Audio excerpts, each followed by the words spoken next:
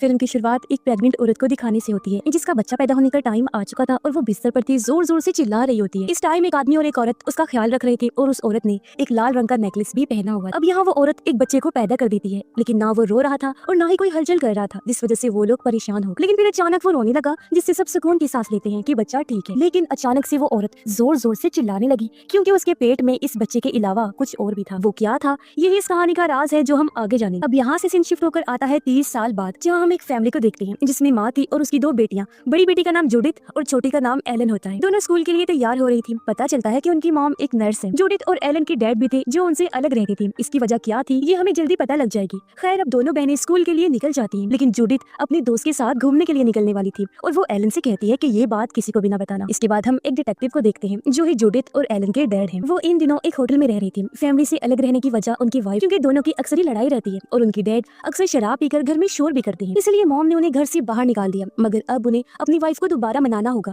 जिसके लिए वो कुछ प्लानिंग्स कर रही होती है। इसी बीच वो कुछ पुरानी फाइल्स को चेक करते हैं, जहां उन्हें एक एविडेंस बॉक्स मिला, यानी केस से जुड़ा सबूतों वाला बॉक्स, जहां उन्हें 1938 वाली एक फाइल मिलती है जिसके अंदर एक नेकलेस और एक चाकू था। अब वो इस फाइल को नजरअंदाज कर देते, लेकिन नेकलेस को देखकर उनसे रहा नहीं गया। उन्हें नेकलेस काफी अच्छा और कीमती लगा और हम नोटिस करते हैं कि ये वही नेकलेस है जो शुरुआत में उस प्रेग्नेंट औरत ने पहना हुआ था। और अब डैड इस नेकलेस को अपने पास रख लेते हैं ताकि अपनी वाइफ को तोहफे के तौर पर दे सके और वो राजी हो जाए। अब रात के टाइम डैड अपने घर जाते हैं, लेकिन उनकी वाइफ उन्हें अंदर आने नहीं दे रही थी, मगर बच्चियों की वजह से वो उन्हें अंदर फिर आने देती है। अब यहाँ जूडिथ बताती है कि मेरे नंबर कम आए हैं, जो सुन उसके मॉम डैड काफी परेशान हो जाती है। तब एलन बता देती है कि आजकल ये अपने दोस्त के साथ ज्यादा ही घूम रही है। जूडिथ कहती है कि वो मेरा दोस्त नहीं है, बस क्लास फेलो है। उसके मॉम डैड उसे बातें सुनाने लगी और वो उठकर अंदर चली जाती। खैर, अब डैड मॉम को वो नेकलेस गिफ्ट में दे देती है, लेकिन वो उसे देखकर खुश नहीं थी और डैड को यहाँ से जाने के लिए कहती है। फिर दोनों बाहर आकर जूडिथ की पढ़ाई में लापरवाह होने की वजह से लड़ने लगते हैं। तब डैड मॉम से कहते हैं कि तुम बच्चियों को अकेले हैंडल नहीं कर सकती, लेकिन मॉम का ये कहना था कि मैं सब कुछ कर सकती हूँ और मुझे तुम्हारी कोई जरूरत नहीं है। कुछ टाइम बाद हम देखते हैं कि मॉम वो नेकलेस नहीं पहनती, तब एलन उस नेकलेस को पहन लेती। रात में जूडिथ को एलन की आवाज आई, इसीलिए वो उसके रूम में जाती है, जहाँ वो देखती है कि एलन छोटे बच्चों वाली किताब पढ़ रही है। जूडिथ उससे पूछती है कि तुम तो इस किताब के हिसाब से बड़ी हो गई हो, फिर ये क्यों पढ़ रही हो? तब एलन कहती है कि मैं ये किताब एक छोटे लड़के के लिए पढ़ रही हूँ जो यहाँ पर मेरे साथ ही था, मगर तुम्हारे आने की वजह से वो चला गया। लेकिन हम नोटिस करते हैं कि यहाँ पर तो कोई भी नहीं था। जूडिथ को लगता है कि वो शायद उसका कोई इमेजिनरी फ्रेंड है, यानी एलन का ख्याली दोस्त जो सिर्फ उसके दिमाग में है और हकीकत से उसका कोई ताल्लुक नहीं। इसी बीच उसने एलन के पास वो नेकलेस देख लिया, जिसे वो ले लेती है। मॉम किचन में आती है, जहाँ उनके पीछे हम एक परछाई को देखते हैं जिसे मॉम नहीं देख पाती। जूडिथ उस नेकलेस को गौर से देख रही थी कि तभी एक छोटा बच्चा उसके रूम में झांकने लगा, लेकिन जैसे वो पीछे मुड़कर देखती है, बच्चा वहाँ से चला जाता है। उसे लगता है कि शायद वो एलन होगी, इसीलिए वो उसके रूम में जाकर चेक करती है, लेकिन एलन ने एक चादर से खुद को कवर किया हुआ था। वो सो रही थी। अचानक उस चादर से खून निकलने लगा और कुछ हिलने लगता है, जिस बारे में जूडिथ एलन को बताती है, लेकिन उसने देखा कि अब बिस्तर पर कोई नहीं है। वो घबराने लगी। जिस बीच वहाँ पर एलन आ जाती है जो खून से लथपथ थी। उसकी ये हालत देखकर जूडिथ डर से चिल्लाने लगती है, लेकिन फिर एलन वहाँ से गायब हो गई। उसके चिल्लाने की आवाज सुनकर यहाँ मॉम आ जाती है। तब जूडिथ उन्हें सब बताती है जो अभी हुआ था, लेकिन वहाँ पर तो ऐसा कुछ नहीं था, सब ठीक था और एलन बिस्तर पर लेटी हुई थी जो बिल्कुल ठीक होती है। इसलिए मॉम उसे ये कहकर शांत करती है कि ये सब तुम्हारा वहम होगा। अगले दिन एलन और जूडिथ अकेली होती है, जहाँ तभी जूडिथ का दोस्त आ गया, तो वो तो उसके साथ छत पर चली गई, जबकि एलन उसे इमेजिनरी फ्रेंड से बात कर रही होती है। यहाँ हम नोटिस कर पाते हैं कि वो सिर्फ उसकी इमेजिनेशन नहीं थी, सिर्फ उसका ख्याल नहीं था, बल्कि वो कोई ताकत थी, इनविजिबल पावर, जिसका वजूद तो था लेकिन वो नजर नहीं आ रहा था। अब यहाँ वो अपना नाम ABC वाले पजल की मदद से जोना बताता है। जिस बीच पीछे रखी लकड़ी की अलमारी हिलने लगी। वो एलन के ऊपर गिरने ही वाली थी कि तभी जोना उसे खींचकर बचा लेता है। उसकी आवाज सुनकर वहाँ पर जूडिथ और उसका दोस्त आ गए, जिस बीच मॉम भी पहुंच जाती है। अब एलन बिल्कुल ठीक थी, लेकिन उसके हाथ पर जोना के पकड़ने का निशान था। मॉम पूछती है कि ये कैसे हुआ? तब एलन बताती है कि जब अलमारी गिर रही थी तब मेरे दोस्त ने आकर मुझे पकड़ा और बचा लिया। ये सुन जूडिथ कहती है कि ऐसा नहीं हो सकता, क्योंकि वो बस तुम्हारी इमेजिनेशन है, ना कि असली में। लेकिन एलन को ऐसा नहीं लगता था, बल्कि उसका मानना था कि मेरा दोस्त जोना सच में है और वो गुस्से में वहाँ से चली जाती है। इसके बाद मॉम जूडिथ से कहती है कि तुम्हें अपनी बहन का ख्याल रखना चाहिए था। इस पर उसने कहा कि मैं उसकी माँ नहीं हूँ जिसका ख्याल रखूं, वो मेरी जिम्मेदारी नहीं है, वो मेरी बेटी नहीं है। इतना कहकर वो भी वहाँ से चली जाती। अब रात में मॉम एलन का ख्याल रख रही थी, लेकिन एलन को अपने डैड याद आ रही थी। वो पूछती है, मॉम डैड हमारे साथ क्यों नहीं रहते? मॉम कहती है कि अभी हमारे बीच कुछ चीजें खराब हैं, जिन्हें ठीक होने में टाइम लगेगा। जैसे सब कुछ ठीक होगा हम साथ रहने लगेंगे। जिसके बाद मॉम एलन को कहानी सुनाने लगती। दूसरी तरफ हम जूडिथ को देख पाते हैं जो अकेली बैठी हुई थी। तभी वो नेकलेस निकालती है, जिस बीच उसके परिंदे अजीब सा बर्ताव करने लगे, इसलिए वो परिंदों को कपड़े से ढक देती है। और तभी उसे टेबल पर वही जोना नाम का बच्चा बैठा हुआ मिलता है, जो उसे देखकर वहाँ से भाग जाता है। जूडिथ उसका पीछा करती है और उसे वो मिल भी गया, जिससे वो पूछती है कि क्या तुम जोना हो, लेकिन वो कोई जवाब नहीं देता। मगर तभी वहाँ पर एक औरत आ गई जिसका गला कटा हुआ था। वो जूडिथ पर अटैक कर देती है और उस पर बैठकर ढेर सारा खून उस पर उगलने लगती है, जिससे डर कर वो अपनी मॉम के पास भाग आती है। अब जब मॉम वहाँ पर चेक करती है तो वहाँ कोई नहीं था। फिर यहाँ जूडिथ को वो नेकलेस अपनी मॉम से छुपाने के लिए सोफे के नीचे फेंकना पड़ता है और वो उस बच्ची जोना का जिक्र भी करती है। लेकिन एलन ये कहती है कि जोना तो बिल्कुल मासूम है, वो किसी को तकलीफ नहीं दे सकता क्योंकि आज तक उसने मुझे भी कभी कोई नुकसान नहीं पहुंचाया। ये सुनकर मॉम कहती है कि यहाँ कोई नहीं है और यहाँ पर किसी भी इमेजिनरी फ्रेंड की कोई बात आइंदा के बाद नहीं होगी। रात में तीनों ही माँ बेटी साथ में सो रही थी और मॉम एक सपना देखती है जो किसी लाल कलर की जगह पर था और उसे देखकर ऐसा ही लग रहा था जैसे कि वो नेकलेस के अंदर है। यहाँ पर उसे एक औरत मिलती है जो वही शुरुआत वाली औरत थी। कहती है कि वो बस मुझे मारना चाहता है और तभी उसके सामने वो आ भी गया जिसे ठीक तरह से हम नहीं देख पाते, लेकिन यहाँ मॉम के गले में वही नेकलेस होता है जिसके जरिए वो हवा में लटक जाती है। अब इतना भयानक सपना देखने की वजह से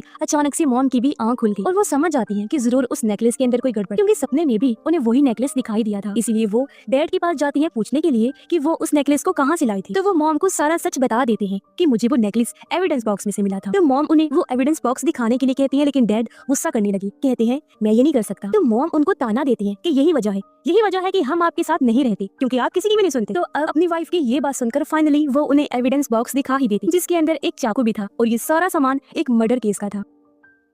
डैड मॉम को इस मर्डर केस की कहानी बताते हैं जिसमें एक कपल था, उनका बच्चा जोना पैदा हुआ था। अब उसकी मॉम वही औरत थी जिसे हमने शुरुआत में देखा था जो प्रेग्नेंट थी और ये जो बच्चा है वो उसी का बच्चा जोना है जो शुरुआत में पैदा हुआ था। कई बार जोना की वो काफी जालिम सरफिरा सा बच्चा था। उसने कई बार जानवरों को चीर फाड़ करके उन्हें मार दिया। बहुत बार टाउन के लोगों को भी इसका पता चल गया था जिससे उन लोगों को काफी मुश्किलात का सामना करना पड़ा था। लेकिन उसकी डैड हमेशा जोना की हरकतों का जिम्मा खुद पर ले लिया करती थी ताकि उनकी बेटे को कोई नुकसान न पहुंचे। लेकिन एक दिन बच्चे का बाप इन सबसे तंग आकर हमेशा के लिए उन्हें छोड़कर चला जाता है और ये सब उसकी वाइफ बर्दाश्त नहीं कर पाती, इसलिए वो एक दिन अपने बेटे का दम घोट कर उसे मार देती है। ऐसा करने के बाद वो अपना भी गला चीर कर खुद को खत्म कर लेती है। कहानी सुनने के बाद मॉम को जोना की मॉम की असली तस्वीर मिलती है और वो देखकर हैरान रह गई कि ये वही औरत है जो उसके सपने में आकर उसे डरा रही थी और जूडिथ पर भी उसने ही हमला किया। ये देखकर वो जल्दी से घर जाती है जहाँ उन्हें जूडिथ मिली, जिससे वो उस नेकलेस के बारे में पूछती है। तब जाकर जूडिथ उन्हें बताती है कि एक रात मैंने वो नेकलेस एलन के गले में देखा था जिसे मैंने ले लिया था, लेकिन अब वो सोफे के नीचे है क्योंकि मैंने डर की वजह से उसे नीचे छुपा दिया था। इसलिए अब वो दोनों सोफे के नीचे उसे ढूंढते हैं लेकिन वो नेकलेस वहाँ उन्हें नहीं मिलता। फिर मॉम उसे एलन के बारे में पूछती है लेकिन जूडिथ को एलन के बारे में कुछ पता नहीं था। इस पर मॉम कहती है कि तुम्हें पता होना चाहिए कि वो कहाँ है,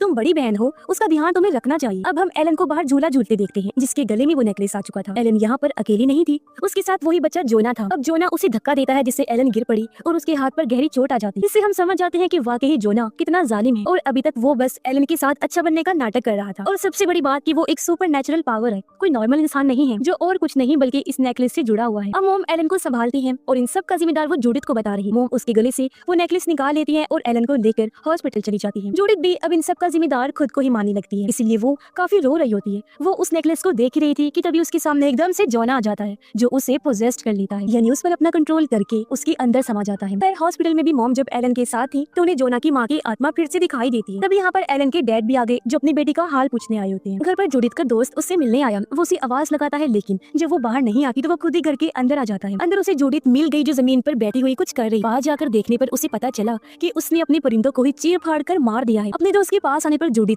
उस पर भी अटैक कर देती है, लेकिन अगले ही पल वो होश में आ गई और उसका ये बर्ताव देखकर उसका दोस्त बुरी तरह डर गया और वहाँ से भाग जाता है। कुछ देर बाद मॉम और एलन घर लौट आते हैं जहाँ पर मॉम को पिंजरे में परिंदे नहीं मिलती, जिस बारे में वो जूडिथ से पूछती है। तो वो झूठ बोल देती है कि मैंने वो परिंदे आजाद कर दिए हैं। यहाँ वो मॉम को सारी बात बताने की कोशिश करती है कि मुझे किसी ने पोजेस्ट कर लिया था और मेरे साथ क्या हुआ, लेकिन वो नहीं बता पाती। अब मॉम रात में एक एक्स डिटेक्टिव को कॉल करती है जो कि उस 1938 वाले केस में इन्वॉल्व था। वो उसे नेकलेस के बारे में बताकर मिलने के लिए कहती है, जो सुनकर अगले ही दिन वो डिटेक्टिव बिएट्रिस नाम की एक औरत के पास जाता है उसे लेने के लिए, क्योंकि बिएट्रिस भी उसके साथ इस केस में शामिल थी। और अब वो दोनों मॉम के घर पहुंच जाते हैं। मॉम उन्हें अंदर बुलाकर इस केस के बारे में पूछती है। तब डिटेक्टिव बताता है कि जोना की मॉम हमेशा अपने बेटे को बाण में बंद करके रखती और हमें जोना के जिस्म पर निशान भी मिले थे, जिससे ये बात तो साफ हो गई कि उसकी मॉम जोना के साथ बुरा बर्ताव करती थी। फिर एक दिन बाण में जोना की मॉम ने जोना का गला घोट कर उसे मार दिया, लेकिन यहाँ पर ये समझ नहीं आ रहा था कि क्या उसकी मॉम ने सिर्फ उसका दम घोटने के लिए ही उसे बाण में रखा हुआ था, यह बात उससे भी ज्यादा गहरी और ये कहानी भी किस हद तक सच्ची थी ये भी हमें नहीं पता, क्योंकि इस बात का पता आज तक किसी को भी नहीं चला कि आखिर उस दिन हुआ क्या था और ये एक बहुत ही गहरा राज बन के रह गया।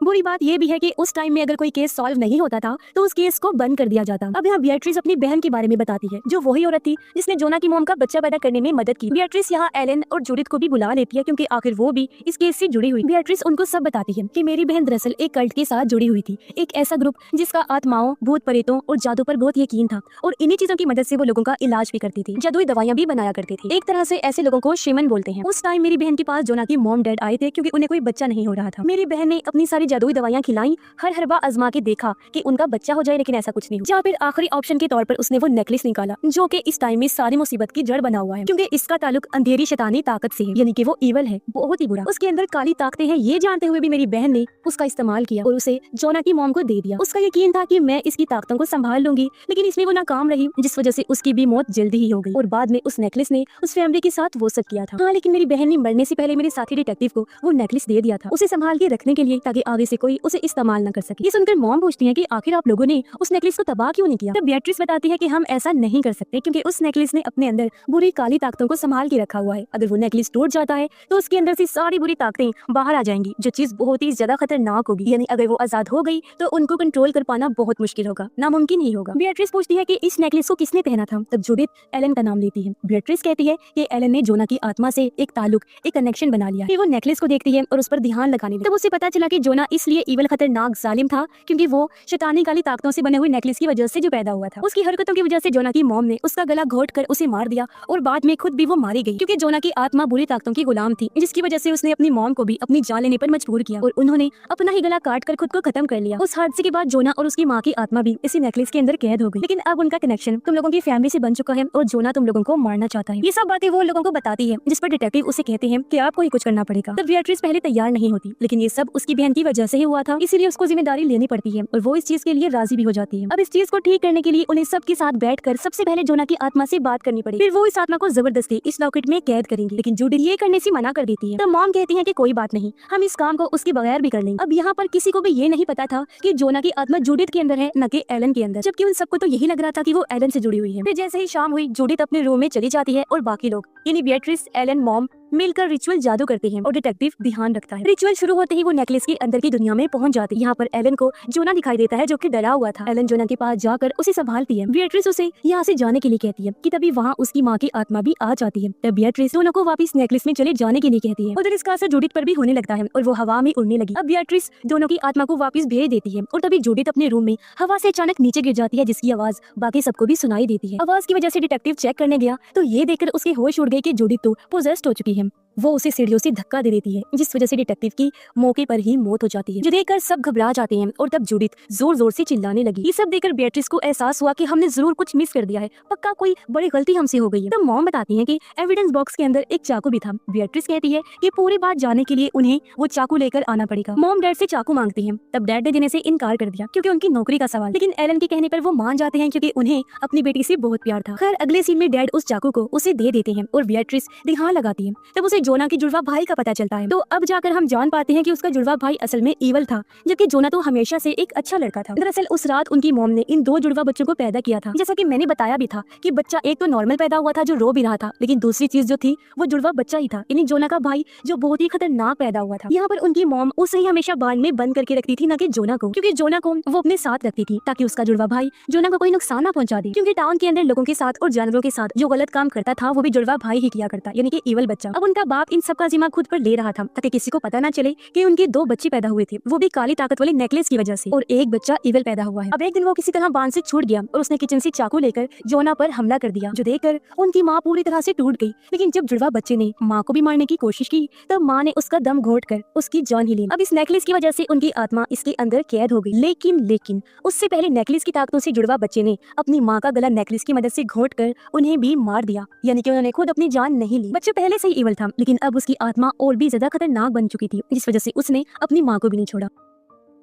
ये सब जानकर बेatrice उन्हें बताती है कि हमने नेकलेस में गलत आत्मा को कैद कर लिया है, हमने जोना को कैद कर लिया, जबकि उसका जुड़वा खतरनाक ईवल भाई जो है उसकी ही आत्मा जूडिथ के अंदर है। बेatrice की इस बात के बाद वहाँ पर जूडिथ आती है, फिर बेहोश होकर नीचे गिर पड़ी। तो वो लोग उसे संभालते हैं, लेकिन वो उठकर भागने लगी, अजीब तरह बर्ताव करने लगती है। तो वो लोग उसे रोकने की कोशिश करते हैं, लेकिन उसके अंदर जुड़वा बच्चे की आत्मा उन्हें खुद से दूर रहने के लिए कहती है, मगर वो लोग जैसे तैसे उसे कंट्रोल कर लेते हैं। तब बेatrice उन्हें कहती है कि हमें उसी फार्म में जाना होगा जहाँ पर दोनों भाइयों का जन्म हुआ था, जहाँ से हम शायद जोना के भाई को नेकलेस में कैद कर सकते। वहाँ जाकर वो जूडिथ को बेड पर पर लेटाते हैं और उसे बांध दिया गया, जिसके बाद बियाट्रिस अपना काम शुरू करती है और वो इवल बच्चे से बात करने की कोशिश करती है, लेकिन वो जूडिथ के जरिए खुद को छुड़वाकर कंट्रोल से बाहर हो जाता है और वहाँ से भागने लगा। उसने अपने डैड का गला भी काट दिया, जिससे उनकी हालत खराब होने लगी। उनका तेजी से खून बहने लगा। अपने आखिरी पलों में डैड ने मॉम और एलन से माफी मांगी, जिसके साथ ही वो दम तोड़ देते हैं। उनकी मौत से दोनों को बहुत दुख हुआ, लेकिन ये टाइम दुख मनाने का नहीं था, इसलिए वो लोग जूडिथ को ढूंढने निकल पड़ते हैं, क्योंकि इस तरह जूडिथ की भी जान को खतरा था। जूडिथ उन्हें एक शेड में मिलती है, लेकिन वो बियाट्रिस पर हमला करके उसे जख्मी कर दी, जबकि उधर एलन और मॉम उससे बचकर भाग जाती हैं।